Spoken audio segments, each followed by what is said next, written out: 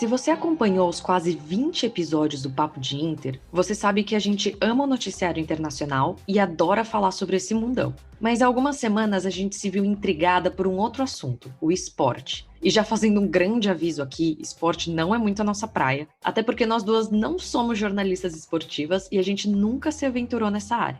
Mas produzir o Papo de Inter nos mostrou que o céu é o limite e com uma bela pesquisa e boas conversas a gente consegue descobrir qualquer coisa. Mas tá, o que todo esse papo tem a ver com o episódio de hoje? Relaxa que a gente vai chegar lá. Tudo começou há algumas semanas, quando a Conmebol anunciou que o Brasil seria a sede da Copa América. De início, a gente viu as notícias e a indignação de muitas pessoas sobre o assunto. A gente viu muita gente se questionando por que sediar um evento internacional tão grande em um país que atingiu a trágica marca dos 500 mil mortos pela Covid-19.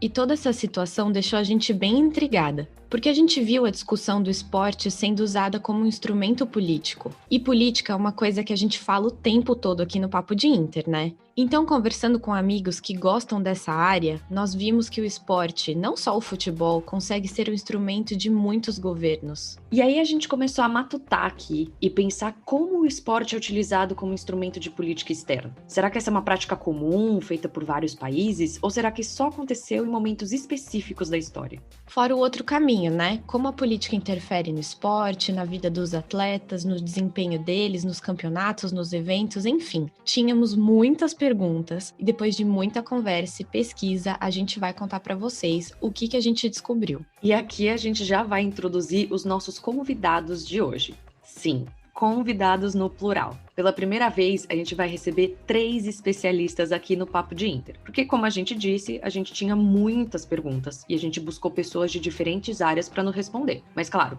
todas dentro do esporte. E a gente já começou pelos nossos colegas jornalistas. Nosso primeiro entrevistado é o Emanuel Araújo, jornalista e atualmente repórter da Globo. Sou Emanuel Araújo, repórter da Rede Globo, hoje em Minas Gerais, trabalho com esporte na empresa, já passei por outras redações sempre na parte esportiva, comecei no Lance, passei pelo Grupo Bandeirantes, Grupo Disney, né, com a ESPN, agora a Fox também. Trabalhei para o Yahoo, fui correspondente em um Mundial de Surf para o Yahoo e hoje trabalho muito mais voltado para o esporte, com destaque para o futebol, né, entre os 3 times mineiros. Depois a gente foi procurar uma pessoa que entende de relações internacionais, que é a praia aqui do Papo de Inter. Para isso, a gente foi conversar com Francisco Eduardo Lemos de Matos, professor e pós-doutorando de Relações Internacionais, além de ser podcaster do Esportipédia e comentarista do programa 4 Quartos no YouTube. Olá pessoal, primeiramente obrigado pelo convite, falar aqui no podcast. Me apresentar primeiramente, né? Meu nome é Francisco Eduardo, mais conhecido como Chico Dudu, sou professor de Relações Internacionais, faço pós-doutorado também em Relações Internacionais. Já tive um podcast justamente sobre política e esporte, é o Esportipédia. Na verdade foi uma temporada que fiz com o meu camarada Jaú, inclusive recomendo também dar uma olhadinha nele. Também faço parte hoje em dia do programa 4 Quartos, no YouTube, no canal da Coluna do Garrone. E também sou pai, acho que é uma informação sempre importante comentar. E, por fim, a gente conversou também com o José Paulo Florenzano, professor de Antropologia da PUC São Paulo. Me chamo José Paulo Florenzano, sou professor de Antropologia da PUC de São Paulo e estudo esporte há vários anos. Fiz um mestrado sobre a rebeldia no futebol brasileiro. Como desdobramento dessa dissertação de mestrado, desenvolvi o trabalho da democracia corintiana e depois, no pós-doutorado, tive a oportunidade de estudar os Santos na era Pelé, particularmente as viagens africanas dos Santos na era Pelé. Pois bem, vocês já viram que a gente reuniu um time de peso para esse episódio, que se vocês já não perceberam, vai ser o especial do mês de junho. E não pense que esse episódio vai ser só sobre futebol. A gente vai falar de Copa América, Olimpíadas, mas também vamos falar de política externa e principalmente nossas descobertas nesse mundo novo que é o esporte. Então senta aí, que esse episódio vai ser daqueles gigantescos que vocês tanto amam. Eu sou a Andressa Isfer. E eu sou a Elizabeth Matravolg. E esse é o Papo de Inter. De notre volonté. Make America great again. Con esos sueños en marcha. Actitud multitud. Estado de alarma en toda España. We did it, Joe. Para falar de esporte e política, a gente precisa também falar de história. Quando a gente estava começando a pensar nesse episódio, uma das expressões que a gente pensou na hora foi pão e circo. Então, enfim, antes de pular para a história mais atual, a gente precisa falar do Império Romano. Não tem como a gente cravar que foi no Império Romano que o esporte começou a ser usado como política. Até porque depois de todas as conversas que a gente teve com os nossos entrevistados, ficou claro que os dois caminham juntos desde sempre. Mas foi nessa época que a expressão pão e circo foi usada. Então, para contextualizar vocês, naquele período da história, muitas pessoas iam para Roma, que era a capital do Império Romano, em busca de empregos e oportunidades. Mas essas pessoas eram exploradas e viviam em condições precárias. Por isso, o governo oferecia cereais e entretenimento como uma forma de distrair as pessoas dos seus problemas e evitar revoltas. E então, já avançando muito na história, a gente vê essa política do pão e circo sendo adaptada e utilizada em vários momentos. Um deles, que foi citado pelos nossos dois professores, foi a Segunda Guerra Mundial e o Hitler. Em 1936, aconteceram as Olimpíadas de Berlim. O Hitler já estava no poder e investiu a maior grana nesse evento como uma forma de provar ao mundo que seu governo já era tão poderoso quanto as demais potências europeias. A gente vai ter um bloco aqui só sobre as Olimpíadas e o que elas representam para a política, mas esse acontecimento de 1936 é simbólico no que diz respeito ao esporte sendo usado como esse instrumento de política externa. Exato, e ao investir essa grana nas Olimpíadas, a Alemanha nazista sediou um baita de um evento que foi o maior sucesso não apenas para os espectadores, mas para a própria comunidade internacional. Segundo uma reportagem do G1, com esse evento, Hitler passou uma imagem, abre aspas, boa, amistosa e confiável. Fecha aspas. O que, inclusive, permitiu que ele invadisse a região da Renânia, ainda na Alemanha, sem sofrer consequências. E mais além disso, esse evento também buscava defender a superioridade da raça ariana, uma das principais crenças da ideologia nazista. Mas no final das contas, quem roubou a cena foi o atleta Jesse Owens, um americano, negro, que conquistou 4 medalhas de ouro e derrotou atletas alemães. E existem outros milhares de exemplos que a gente poderia citar aqui. Mas antes disso, é importante a gente trazer para o episódio o José Paulo Florenzano, que é professor de antropologia da PUC São Paulo. Ele disse algo muito importante sobre os governos que usavam essa estratégia do esporte na política e já deu uma abertura para a região que a gente vai falar em seguida, a América Latina. O uso político do esporte tem sido uma prática recorrente adotada por diversos governos ao longo do tempo, seja por governos de direita, de esquerda, mas sobretudo por governos autoritários. No século XX, nós temos vários exemplos que são emblemáticos dessa prática. Sem dúvida alguma, o mais conhecido, a realização dos Jogos Olímpicos de 1936 em Berlim, já no contexto da ascensão do nazismo ao poder. Posteriormente, a exploração propagandística da conquista do tricampeonato do Brasil no México pelo regime autoritário e, um pouco mais adiante, a realização da Copa do Mundo de 1978 na Argentina da junta militar, em meio à barbárie representada pelo assassinato, tortura, desaparecimento de presos políticos. Termina o jogo! A grande festa! Os brasileiros no gramado do Estádio Azteca do México. Sim. Outro período em que a política usou o esporte como o famoso pão e circo foi nas ditaduras militares na América Latina. Começando pelo Brasil e pelo exemplo dado por Florenzano da Copa do Mundo no México em 1970, durante o governo de Emílio Médici. Médici usou o futebol como propaganda do seu governo, tentando passar uma imagem de país forte, nacionalista e tentando ofuscar a dura repressão que acontecia na época. Ele, inclusive, usou slogans como "Ninguém segura esse país" ou "Brasil, ame-o ou deixe-o", depois da vitória da seleção brasileira sobre a seleção italiana por 4-1 na final da Copa do Mundo de 70. Isso sem contar o jingle Brasil pra frente e a icônica foto do Pelé erguendo a taça ao lado de Médici. De uma forma geral, foi o que a gente já comentou aqui, o esporte sendo explorado como uma propaganda de governo. E seguindo para os países vizinhos, outro exemplo citado por Florenzano e que é bastante conhecido é a Copa do Mundo de 1978 na Argentina. De modo geral, o que aconteceu foi um Ctrl-C, Ctrl-V do que já tinha acontecido no Brasil 8 anos antes. A Argentina venceu a Copa, na época eram os militares que estavam no poder, e eles exploraram essa vitória território como propaganda do seu governo. Olha, e para falar a verdade aqui para vocês, exemplos é que não faltam quando se trata de esporte sendo usado como política. Nesse bloco, a gente te deu um pequeno spoiler de alguns casos já conhecidos, mas no próximo nós vamos mergulhar de cabeça nesse tema e falar dos outros exemplos marcantes da história que foram mencionados pelos nossos entrevistados.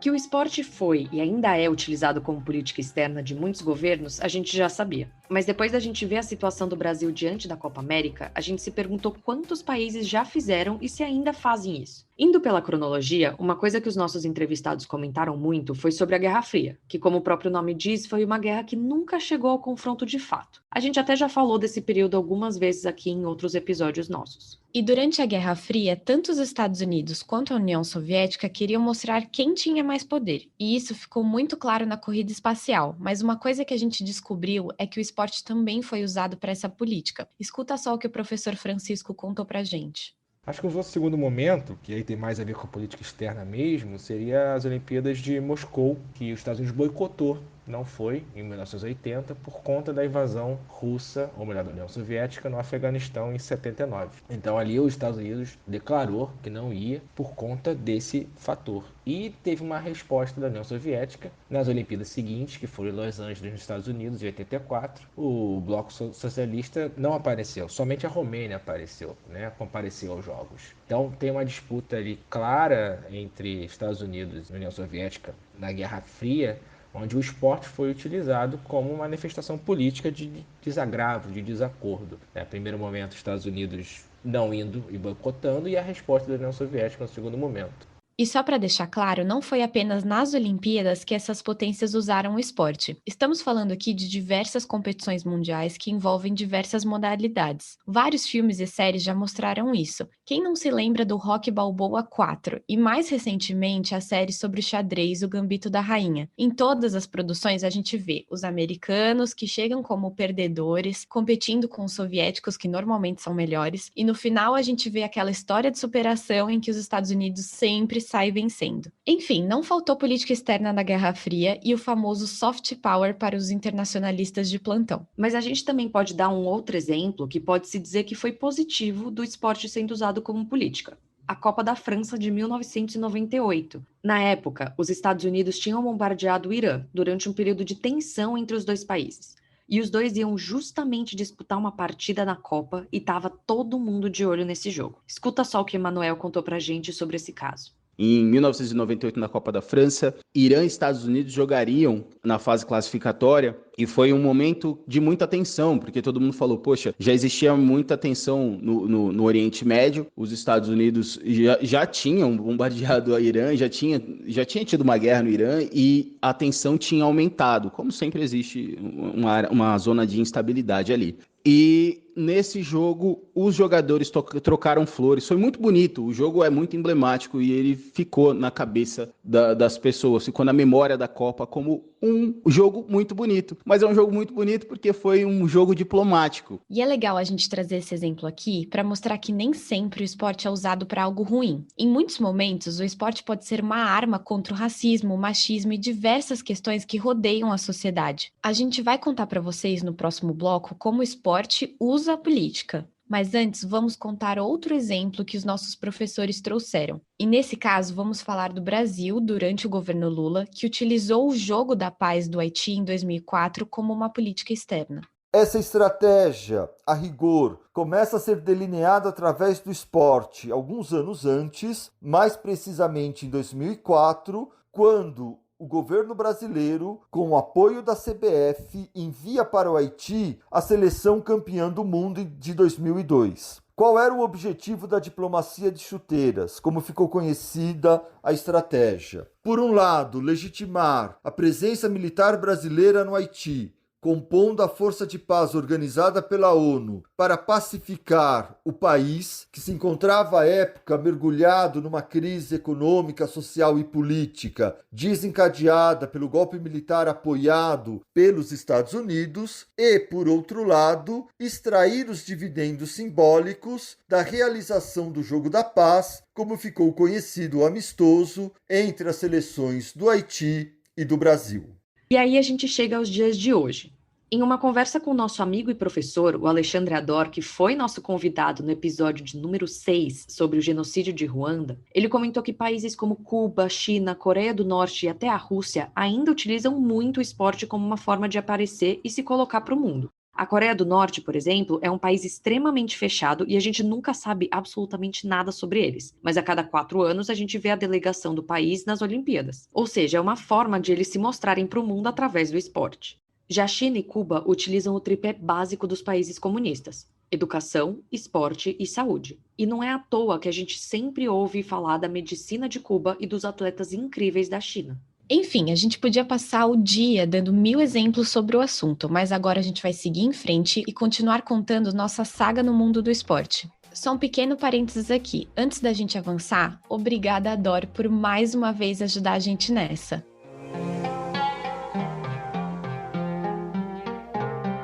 E então a gente chega no outro sentido dessa via de mão dupla, que é o esporte e a política. Só para te dar aquela contextualizada, porque a gente já trouxe muita informação relevante, o esporte é utilizado como ferramenta política desde sempre, e nesse bloco a gente vai te dar o caminho oposto, como a política afeta o esporte e como o esporte serve de plataforma para discutir questões políticas. A gente levantou essa questão para os nossos entrevistados e o que não faltou foram exemplos de casos. Já indo direto ao assunto, um que foi mencionado mais de uma vez foi o Colin Kaepernick. Como esporte não é nossa praia e a gente tem especialistas nisso aqui, a gente vai deixar o Emanuel contar para vocês quem é Kaepernick e qual a importância dele no esporte e, claro, na política.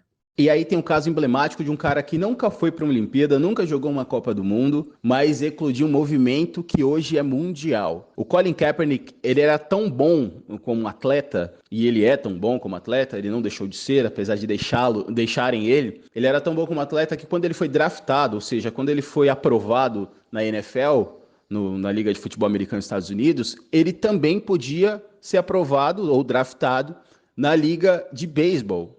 O que faz dele um atleta, né, muito abrangente, digamos assim, né? Ele foi bem nos dois esportes e escolheu um para seguir. Colin Kaepernick teve um início de carreira bom, assim como outros grandes quarterbacks, que são os jogadores, os líderes, né, dos times em campo, o cara que lança a bola, para quem não está acostumado com a linguagem do futebol americano, é o Tom Brady, ele é o marido da Gisele. O Colin Kaepernick fazia exatamente essa função. Então o papel dele era de liderança. Mas aí ele decaiu, enfim, é normal que em algum momento da sua carreira um atleta caia a sua performance, a gente vê isso acontecer o tempo todo, e ele deu início a esse movimento do kneeling, que é de ajoelhar no chão enquanto o hino dos Estados Unidos toca, por não se sentir representado por aquele hino, por ser um homem negro que sofreu tudo que sofreu e que seus antepassados sofreram ainda mais e que não concorda com aquilo. Então, esse movimento que a gente vê todo mundo fazer hoje começou com ele, e ele sofreu todas as sanções possíveis. Primeiro, ele perdeu seu emprego, e depois que o movimento ganhou corpo e foi parar em outros esportes, no começo nos Estados Unidos, a NBA, e aí depois ganhou o mundo, enfim, você pode ver em qualquer jogo. Domingo teve um jogo da Eurocopa que a Bélgica inteira ajoelhou e a Rússia não. E toda a torcida russa vaiou o movimento, e isso também é política, entende? Enfim, ou seja, o indivíduo, o micro ali, ele conseguiu abranger a sua força, o seu protesto para o macro, porque todo mundo entendeu o quanto aquilo era importante. E hoje o Colin Kaepernick não consegue vaga, por mais que ele tente e por mais que ele tenha bons números. Ele fez uma seletiva, eles fizeram uma seletiva muito atabalhoada depois de um tempo que ele foi demitido, e fizeram uma seletiva para contratar quarterbacks, e ele foi nessa seletiva e por mais que os números dele fossem interessantes, ninguém quis. E aí a gente entra no argumento central de toda a conversa que a gente teve com o Emanuel, principalmente. Os atletas cansados de serem vistos como máquinas de entretenimento, como ele mesmo diz, e denunciando coisas que não concordam em seus governos, ligas esportivas, instituições e por aí vai. O professor Francisco também tocou nesse tema e também deu alguns exemplos de atletas que se posicionaram politicamente. Escuta só. Eu acho que um momento muito bacana foi a vitória de Tommy Smith e também o pódio do John Carlos nas Olimpíadas de 68, quando eles estavam apoiando o movimento dos Panteras Negras, e eles levantaram a mão, né, o punho com uma luva preta, mostrando, né, para eles o apoio pela luta antirracista, uma luta que estava fervendo nos Estados Unidos, né? E eles foram punidos muito por isso e acabaram ficando esquecidos, foram jogados quase que para fora, não puderam mais competir, e só depois no governo Obama eles foram reconhecidos. Esse não é necessariamente uma política externa, mas tem a ver com uma política estrutural, que é o racismo, né? O racismo estrutura a sociedade internacional. E me parece mais importante ainda trabalhar nesses termos. E no final das contas, os dois concordam ao dizer que os atletas começaram a levar para o esporte questões de extrema importância, que vão muito mais além da política nua e crua, por assim dizer. Nessa questão do racismo, por exemplo, a lista de atletas que manifestaram suas revoltas é imensa. O Emanuel mesmo citou o ginasta Vinícius Assunção, por exemplo, aqui no Brasil. A gente tem também o caso do Lewis Hamilton, corredor de Fórmula 1 e o movimento Black Lives Matter, ou até mesmo jogadores da Liga de Basquete dos Estados Unidos, a NBA, que se recusaram a jogar. O ponto é que muitos desses atletas que romperam a bolha de entretenimento e usaram seu espaço para discutir questões sérias foram punidos. Só para não esquecer, fora Bolsonaro! E seguindo nessa linha, mas voltando à questão dos governos, a gente poderia citar um caso que ficou bem famoso na mídia brasileira, o da jogadora de vôlei Carol Solberg, que gritou fora Bolsonaro ao conquistar uma medalha de bronze no Circuito Nacional de Vôlei de Praia e perdeu diversos patrocínios por causa disso. Mas se você pensa que todo atleta que fala algo sobre política é punido, não é bem assim que funciona. O Emanuel trouxe essa questão à tona pra gente, defendendo a sua opinião de como os atletas deveriam ser valorizados além do entretenimento que eles fornecem. Escuta só. Então a gente precisa entender isso e começar a ajudar atletas e apoiar atletas que façam, que tenham esses posicionamentos. E atletas que têm o posicionamento contrário. Felipe Melo é um atroz apoiador do governo e eu não acho ruim ele se posicionar. Ruim seria se ele só insinuasse isso. Ele está se posicionando e isso é legal, isso é bom. Entende? E ele nunca sofreu com isso. Óbvio que ele sofre da antipatia de alguns torcedores e também pelo seu passado na Copa do Mundo, onde o Brasil foi eliminado em 2010 e ele ficou como o vilão daquele título. Daquele título não, né? Daquela Copa. Então, eu acho que você tem muitos exemplos de jogadores que perderam ao se posicionar como oposição, mas você tem poucos atletas que perderam ao se posicionar como a situação. A questão central do Emanuel foi o que a gente já falou aqui antes, os jogadores expondo seus sentimentos, pensamentos e revoltas. Antes da gente encerrar esse bloco e partir para o próximo, é importante frisar como todos esses blocos que a gente imaginou e preparou aqui para vocês poderiam ser um só. A gente está falando de como a política e o esporte influenciam um ao outro, essa via de mão dupla, a Copa América e as Olimpíadas. Se você for ver num contexto geral, é tudo parte do mesmo pacote. Política e esporte caminhando juntos desde sempre e inúmeros casos de influência de um no outro. Então, para reforçar tudo isso que a gente vem dizendo, vamos deixar o Emanuel terminar esse bloco. Então, sempre o esporte serviu de palanque político, porque existe uma atenção muito maior para esse tema. Então, quando as pessoas estão mais abertas a falar sobre esporte, alguém insere a política e aí sim as pessoas estão mais abertas a falarem também sobre política. O que acontece hoje é que a mão de obra dessa estrutura, que é o jogador, o atleta, ele é tolhido das suas opiniões. E assim como em qualquer outro lugar, né? Se você for numa indústria, o chão de fábrica, ele nunca vai ter o mesmo poder de barganha do que o dirigente, do que os coordenadores, do que os supervisores. Então, hoje o que acontece é que o atleta se vê no centro de um universo que é construído para ele, mas ele também acredita hoje que é visto como uma máquina de entretenimento, como eu coloquei numa resposta.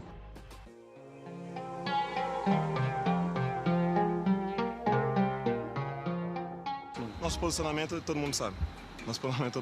Acho que está mais claro, impossível. A gente deixou claro para todo mundo qual é o nosso posicionamento e o que nós pensamos da Copa América. Existe respeito? E enfim, a gente chega à Copa América, o evento que despertou toda a nossa curiosidade no assunto e que gerou o tema desse episódio. Vamos começar então com os fatos para você não ficar perdido. Tudo começou quando o Brasil aceitou sediar a Copa América em meio à pandemia da Covid-19, 2 semanas antes do evento, que teve início no dia 13 de junho. Países como a Argentina e a Colômbia, que enfrentam a pandemia e possuem números de casos e mortes menores que o Brasil, desistiram de sediar esses jogos. O presidente Jair Bolsonaro não só autorizou o evento, como também apoiou a realização da Copa América no Brasil. Em conversa com apoiadores, Bolsonaro chegou a dizer, abre aspas, tá tendo Libertadores, eliminatórias, Campeonato Brasileiro, essa bronca toda é porque a Globo não tem direito de imagem, fecha aspas. E aí começou todo aquele bafafá. Aqui a gente vai te confessar que até esse ponto a gente não tinha prestado muita atenção no assunto e achava apenas que era mais uma medida controversa do governo federal diante do combate à pandemia. Até que comentaristas, como o ex-jogador de futebol Casagrande, começaram a se opor veemente ao evento, pedindo que a seleção se recusasse a jogar. E foi aí que a gente entendeu a dimensão da questão. Não foi apenas um erro banal, uma burrada que o governo não prestou atenção, mas sim algo calculado e muito bem pensado e planejado. A questão foi tão discutida que foi parar no Supremo Tribunal Federal. Chegamos a pensar até que haveria algum tipo de boicote por parte dos jogadores ou que o evento não fosse acontecer de maneira alguma. Foi discutida a substituição do técnico Tite, enfim, foram 2 semanas que só se falava de Copa América. E os jogadores da seleção e até a equipe da comissão técnica chegaram a escrever um manifesto dizendo que eles eram contra e estavam insatisfeitos com a organização da Copa América, mas que não iriam dizer não à seleção brasileira. O texto não mencionou a crise da Covid-19 vivida no país e criticou a Conmebol. Os jogadores chegaram a dizer no manifesto que, abre aspas, é importante frisar que em nenhum momento quisemos tornar essa discussão política. Fecha aspas. O texto foi duramente criticado, uma vez que se mostrou extremamente vago diante da discussão que já tinha se tornado política. E foi aí que a gente foi atrás dos nossos entrevistados tentar entender o que estava acontecendo. O professor Florenzano elencou pra gente os principais pontos de todo esse rolê e mostrou que o governo federal tinha outras intenções com a Copa América. Escuta só. Em primeiro lugar, a Copa América no Brasil permite estreitar os laços entre a CBF, a Conmebol e o Palácio do Planalto. Há um alinhamento que vem se desenhando já há algum tempo e que a transferência da competição para o Brasil, no momento em que a Colômbia e a Argentina abdicaram do direito de sediar o evento, reforça. Em segundo lugar, a Copa América no Brasil permite impulsionar uma estratégia desenhada desde a posse do atual governo no sentido de enfraquecer a audiência da Rede Globo de televisão, cujo jornalismo se mantém crítico diante do atual desgoverno. A estratégia consiste, na medida do possível, em transferir os direitos de transmissão dos grandes eventos esportivos para as emissoras concorrentes subservientes aos interesses do Palácio do Planalto. Finalmente, em terceiro lugar, a Copa América no Brasil visava criar uma cortina de fumaça no momento em que o país se aproximava da marca trágica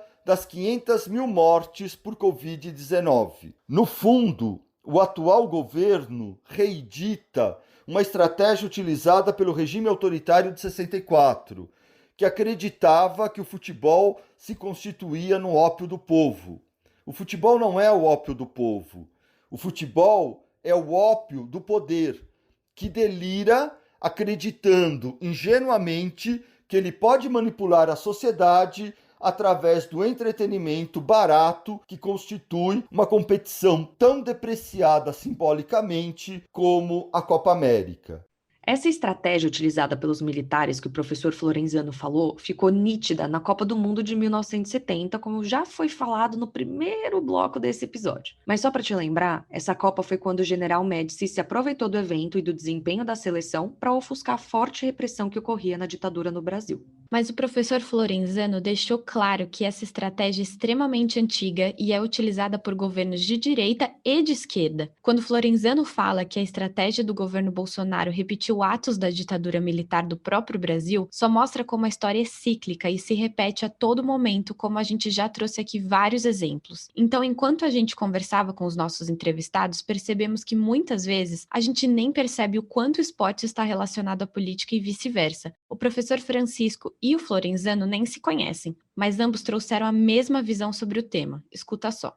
As pessoas nem sabem quando o Brasil joga, quando o Brasil não joga. E foi uma medida do governo Bolsonaro para tentar mostrar um Brasil que não existe, né? Um Brasil onde as pessoas têm o que comer, onde as pessoas não têm que pagar R$100 no botijão de gás. A verdade é essa. A verdade é que ele está tentando mostrar um Brasil para fora e tentar, ao mesmo tempo, a política do pão e circo, fazer com que as pessoas esqueçam do problema real, que é o problema da pandemia, que é onde o governo deveria estar colocando todos os seus esforços. Então, a Copa América é uma violência contra a população brasileira. Mas a discussão é extremamente ampla e aqui a gente vai te mostrar uma outra visão que foi colocada pelo Emanuel. Para ele, não é só uma questão que envolve o governo federal e o presidente Bolsonaro, mas também tem muito a ver com a posição e ações da própria Conmebol. Durante a entrevista, o Emanuel falou da falta de compromisso da Conmebol com a segurança dos jogadores diante da Covid-19, alterando até datas de jogos e não se atendo aos protocolos de segurança. Para o Emanuel, a responsabilidade de sediar um evento esportivo dessa magnitude em meio à pandemia é muito mais da própria Conmebol. E foi exatamente isso que foi colocado pelos jogadores quando eles escreveram o manifesto que a gente já comentou aqui. A discussão se amplia para muito mais além da seleção brasileira e do governo federal. O Brasil ser palco disso é só um adicional, mas é um atenuante, né, nesse caso, porque é praticamente um crime que a gente está vendo, alguns jogadores já se colocando, inclusive Marcelo Moreno, um jogador que eu tenho mais proximidade por trabalhar na imprensa esportiva aqui em Minas. O Marcelo Moreno já se posicionou, o Marcelo Moreno está com suspeita de Covid e falou, poxa, vocês querem matar a gente, vocês estão esperando algum jogador morrer para vocês fazerem alguma coisa. E ele não está falando do governo do país, ele está falando da instituição que organiza o futebol na região. A América do Sul está sendo muito mal representada pela Conmebol neste momento. Então, a gente espera muito que tudo que aconteça daqui para frente seja um ponto de virada para que a Conmebol, para que a instituição que organiza o futebol seja um pouco mais humana, que se importe mais em ouvir os atletas, os caras que garantem esse show. E antes da gente encerrar esse bloco e tendo o que todos os nossos convidados falaram em mente, a gente queria trazer alguns dados. Em 12 dias de Copa América, o evento já registrou 140 casos de Covid entre jogadores, comissão técnica e funcionários do evento. Isso representa uma média de 11,7 pessoas infectadas por dia. Os dados são do dia 21 de junho e o evento ocorre até o dia 10 de julho, quando será disputado a final do campeonato. Além disso, o próprio Manuel confirmou pra gente, alguns dias depois da entrevista, que o jogador Marcelo Moreno estava de fato com Covid. E segundo o Globo Esporte, ele cumpriu quarentena no estado de Goiás, junto de outros 2 jogadores. Só para te situar e também contar o desenrolar do caso dele, Marcelo Moreno é jogador de futebol da seleção boliviana e também do Cruzeiro no Brasil. Ele foi penalizado por essa situação mencionada pelo Emanuel. Segundo uma reportagem também do Globo Esporte, ele recebeu uma multa de $20 mil e foi suspenso de um jogo por causa das críticas feitas à Conmebol. É a política afetando no esporte.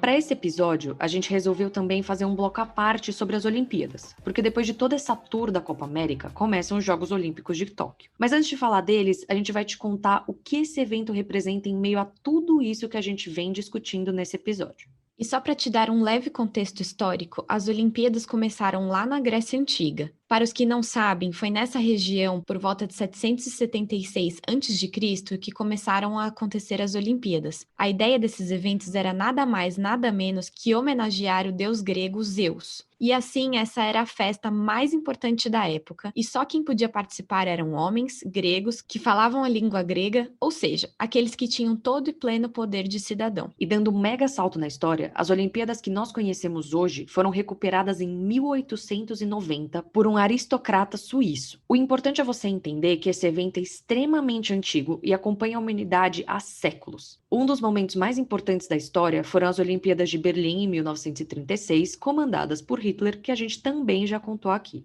Mas beleza, chega de história. O que a gente vai te contar aqui e o que foi falado pelos nossos entrevistados é que as Olimpíadas servem como um palco para o mundo. É um dos poucos momentos em que todos os países, ou a maioria deles, se reúnem para um mesmo objetivo. E aqui não estamos só falando dos esportes em si. Os locais que recebem um evento e a forma como os times se apresentam e agem está tudo relacionado com a imagem que o país quer ou pode passar. E isso tem tudo a ver com o tema de hoje. Escuta só o que o Emanuel comentou. Eu acho que a política, ela está em tudo, e principalmente no esporte. Uma vez que a gente pensa em grandes eventos esportivos, são grandes eventos também diplomáticos. A gente está falando de uma Olimpíada. A Olimpíada ela reúne o mundo inteiro em um lugar por determinado período de tempo, 15, 21 dias. E isso é uma forma política. A gente vê as diferenças de credos, de cores. Então a gente consegue achar beleza nisso. E aqui a gente não precisa nem mais falar sobre Guerra Fria, Segunda Guerra Mundial, enfim. A gente pode te trazer exemplos recentes de como os jogos são usados por diversos países, inclusive o Brasil. Escuta só o que o professor Florenzano falou pra gente das últimas Olimpíadas. O esporte, pela visibilidade que ele proporciona e pelo lugar central que ele ocupa na cultura global, continua sendo mais do que nunca uma ferramenta de política externa utilizada por governos de diversas colorações ideológicas. Temos vários exemplos. Alguns anos atrás, o Brasil foi a sede dos assim chamados mega-eventos. Em 2014, a Copa do Mundo, em 2016, os Jogos Olímpicos. A estratégia à época era clara. Tratava-se de projetar no plano internacional a imagem de um país emergente, de uma nova potência econômica, capaz internamente de equacionar as desigualdades sociais e, ao mesmo tempo, de se afirmar no plano internacional como um agente relevante e, nessa condição, reivindicar o assento permanente no Conselho de Segurança da ONU. Mais recentemente, nós podemos mencionar os Jogos Olímpicos de Pequim, em 2006, quando a China transforma o evento no palco privilegiado da afirmação de uma potência militar, econômica e política no plano esportivo. E como a gente já disse, o esporte também pode utilizar grandes eventos para manifestações políticas. Escuta só o que o Manuel disse em relação a essa linha de raciocínio e o que ele acha que podemos esperar das próximas Olimpíadas. Repreensões e cerceamentos dos atletas têm acontecido nos mais diversos meios, nos mais diversos países, e porque eu acredito que, pela primeira vez na história, há um levante para pautas igualitárias, identitárias, que nunca aconteceu. E isso vai ser um problema, provavelmente, para a próxima Olimpíada e para as próximas Olimpíadas que virão. Como é que você vai conter a manifestação de um atleta que passa por algum problema no seu país, como fome, racismo, machismo, homofobia, e a gente consegue ver todos esses problemas acontecendo num país como o nosso, né? E isso não é uma exclusividade nossa, não é uma jabuticaba. Isso é muito clássico em países subdesenvolvidos. Então eu acho que a gente vai ficar cada vez mais atento a pódios, cerimônias de pódio. Serão momentos que os atletas deixarão de ser atletas para, enfim, performarem ou serem, né, se permitirem serem cidadãos naquela hora. Eu acho que isso vai acontecer com uma certa frequência. E eu acho que a gente precisa começar a entender que isso é um processo natural. E que enquanto essas mazelas estiverem no mundo, essas pessoas vão combater. E isso é muito importante, isso é muito legal. E nisso tudo você se pergunta, e as Olimpíadas de Tóquio? As Olimpíadas originalmente deveriam ter acontecido em agosto de 2020, mas em meio à pandemia da Covid-19, os jogos foram adiados para esse ano. E aqui a gente pode até relacionar com a Copa América, porque segundo a BBC, 70% dos japoneses não querem que o evento aconteça pelo medo de um aumento no contágio do coronavírus. Diferente do Brasil, o Japão conseguiu controlar bem a pandemia, mas viveu uma segunda onda agora no final de maio. E ainda nesse tema, a vacinação ainda está pouco avançada. Segundo o Our World in Data, apenas 10 milhões de pessoas estão completamente imunizadas com as 2 doses aplicadas da vacina contra a Covid. O país, que tem mais de 126 milhões de pessoas, começou a vacinação em fevereiro, mas a população em si começou a ser vacinada mesmo em maio. Nesta semana, o Comitê Olímpico autorizou a presença de 10 mil espectadores, todos residentes do Japão, nos Jogos, uma vez que não ultrapasse 50% da capacidade. A gente pode esperar muitas novidades, tanto no âmbito político quanto esportivo, desse próximo grande evento. E agora, depois de toda essa pesquisa, a gente vai olhar para ele com outros olhos. E depois desse baita mergulho no mundo do esporte, a gente termina o episódio de hoje, o nosso especial do mês de junho. A gente queria agradecer aos nossos 3 convidados, que ensinaram demais sobre esse mundo que não é o nosso. A gente queria também agradecer aos nossos amigos que tiveram a paciência de explicar tudo e ajudaram a gente a chegar nesses convidados de hoje. Só trazendo um fun fact, a gente chegou a falar com 7 pessoas para fazer esse episódio sair do papel. Pois é, amigos, muito obrigada. E agora, o de sempre, que vocês já sabem. Compartilhe esse episódio com seus amigos, família, cachorro, papagaio ou quem mais você acha que pode se interessar por esporte e política. E além disso, segue a gente no Instagram, no @Papo de Inter Podcast, tudo junto, ou no Twitter, no @Papo de Inter _pod. É isso, gente. Esperamos vocês na próxima semana. Até a semana que vem.